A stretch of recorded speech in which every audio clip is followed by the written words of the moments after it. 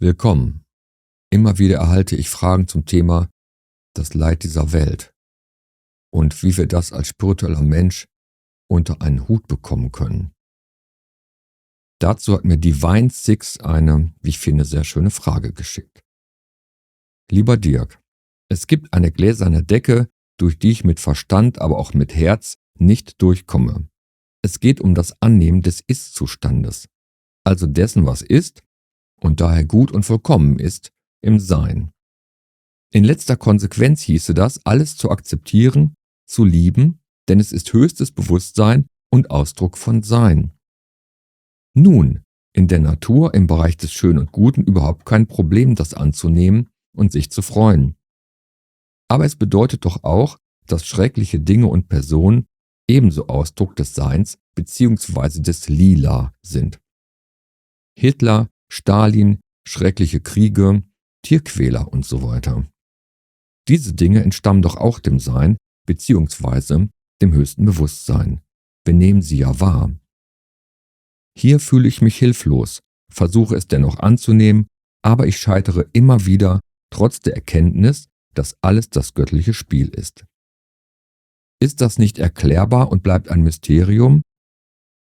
Ich denke, vielen wird es so gehen, aber ich möchte das nicht ausblenden oder verdrängen. Ja, liebe Divine und lieber zuschauender Mensch hier, das ist eine Frage, die in die Tiefe geht und die immer wieder Menschen bewegt, und deswegen sage ich heute noch einmal was dazu. Deine Frage ist sehr ehrlich und sie berührt eine Stelle, an der viele Menschen innerlich ins Stolpern kommen. Nicht, weil ihnen Tiefe fehlt, sondern weil hier wirklich etwas sehr genau unterschieden werden muss. Der innere Konflikt entsteht meist dort, wo zwei Ebenen von Wirklichkeit miteinander vermischt werden. Die eine Ebene ist das Sein als letzte Wirklichkeit. Ohne diese letzte Wirklichkeit gäbe es überhaupt nichts. Keine Natur, keine Menschen, keine Geschichte, keine Wahrnehmung, keine Welt. Und in diesem Sinn erscheint natürlich alles aus dem Sein. Aber das Sein selbst ist kein moralischer Maßstab. Es ist keine Instanz, die Handlungen bewertet, verurteilt oder rechtfertigt. Es ist schlicht die Bedingung dafür, dass überhaupt etwas da ist. Auf der menschlichen Ebene sieht es anders aus. Dort gibt es reales Leid, reale Täter, reale Opfer und reale Gewalt. Krieg, Folter, Missbrauch und Grausamkeit sind auf dieser Ebene konkrete Verletzungen von Lebewesen. Und das muss uns bewusst sein. Sie lassen sich psychologisch, gesellschaftlich und historisch einordnen und sie müssen klar als destruktiv benannt werden. An dieser Stelle gibt es keine spirituelle Abkürzung. Und wer versucht, diese Ebene zu überspringen, verliert die Bodenhaftung. Dann wird Spiritualität kalt, abstrakt und manchmal sogar gefährlich. Und deshalb ist es auch so wichtig, den Satz annehmen, was ist, nicht falsch zu verstehen. Er bedeutet eben nicht, Grausamkeit gut zu heißen. Er bedeutet auch nicht, Gewalt innerlich zu bejahen. Und er bedeutet auch nicht, dass man Krieg, Folter oder Missbrauch lieben müsste. Annehmen heißt zunächst nur, ich höre auf, innerlich dagegen anzukämpfen, dass es diese Realität gibt. Ich verdränge sie nicht. Ich rede sie nicht schön. Und ich tue vor allem nicht so, als ob es sowas in einer spirituellen Weltsicht gar nicht geben dürfte. Das darf nicht vorkommen. Im Gegenteil, ich erkenne an, ja, so ist diese Welt auch. Ja, Menschen können sich verirren. Ja, es gibt hier Leid und Gewalt. Aber dieses Anerkennen ist keine Zustimmung. Du kannst anerkennen, dass etwas geschieht und gleichzeitig klar spüren, Das ist zerstörerisch. Das verletzt. Das verursacht Leid. Das alles darf benannt, begrenzt und auch entschieden abgelehnt werden. Liebe gilt dem Sein selbst, nicht dem Verhalten eines Menschen. Diese Unterscheidung ist wesentlich. Du kannst die letzte Wirklichkeit in allem erkennen und trotzdem bestimmtes menschliches Verhalten klar zurückweisen.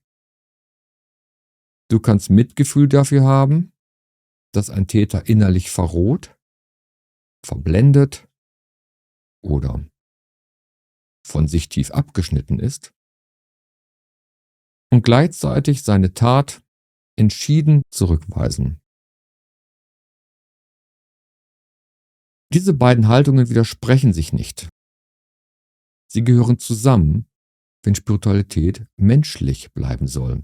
Ich sage es immer wieder, du bist als Mensch hier. Das Menschsein gilt.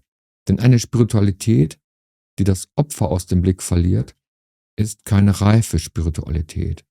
Und eine Spiritualität, die Gewalt mit großen Worten überdecken will, verliert ihre Wahrheit. Viele Menschen stoßen an dieser Stelle an eine Art gläserne Decke, so wie du, Divine Six, es beschrieben hast. Innerlich entsteht dann vielleicht der Gedanke, wenn ich es wirklich verstanden hätte, müsste ich auch alles das lieben können. Ich müsste auch mit Grausamkeit im Frieden sein. Ich dürfte mich von Gewalt nicht mehr berühren lassen. Aber dieser Anspruch ist ungesund. Reife zeigt sich nicht darin, dass man emotional alles bejahen kann. Reife zeigt sich darin, dass man die Spannung aushält zwischen tiefer Einsicht in die letzte Wirklichkeit und klarer Menschlichkeit auf der Ebene von Leid, Verantwortung und Mitgefühl. Man kann erkennen, dass alles im Sein erscheint und zugleich als Mensch zutiefst erschüttert sein. Man kann innerlich still sein und trotzdem trauern. Du kannst tief sehen und trotzdem Grenzen setzen. Das widerspricht sich nicht. Es ist Ausdruck einer geerdeten Spiritualität. Das Sein erklärt das Böse nicht und das Böse widerlegt nicht das Sein. Beides gehört zu unterschiedlichen Ebenen von Wirklichkeit. Aber wenn man diese Ebenen ineinander zieht, entsteht Verwirrung. Dann versucht man entweder menschliches Leid mit absoluten Aussagen zu überdecken oder man meint umgekehrt, das Leid in der Welt würde jede tiefere Wirklichkeit widerlegen. Aber so einfach ist es nicht, obwohl in Wahrheit natürlich alles ganz einfach ist. Die letzte Wirklichkeit ist keine Rechtfertigung für menschliches Verhalten. Und menschliches Verhalten ist kein Gegenbeweis gegen die letzte Wirklichkeit. Spul das nochmal zurück, wenn du das noch nicht begriffen hast, und hörst dir nochmal an. Dass dich Grausamkeit innerlich auffühlt, ist deshalb kein Scheitern. Es zeigt nicht, dass du spirituell unreif bist. Es zeigt, dass dein Herz wach ist. Wenn dich Leid berührt, wenn dich Gewalt erschüttert, wenn du bei Täterfiguren innerlich nicht einfach mitgehen kannst, dann ist da etwas sehr Gesundes in dir. Etwas Menschliches. Dann ist etwas grundlegend in Ordnung. Etwas Klares ist da.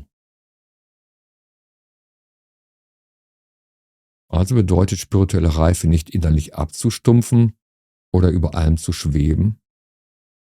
Sie bedeutet einfach nur, beides gleichzeitig in sich halten und tragen zu können.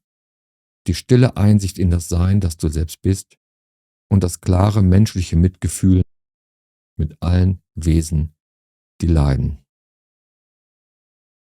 Gerade darin zeigt sich echte Tiefe und nicht darin, dass nichts mehr berührt wird oder sich berühren lässt, sondern darin, dass Berührung da sein darf, ohne dass die tiefere Einsicht in die Wirklichkeit des Seins verloren geht.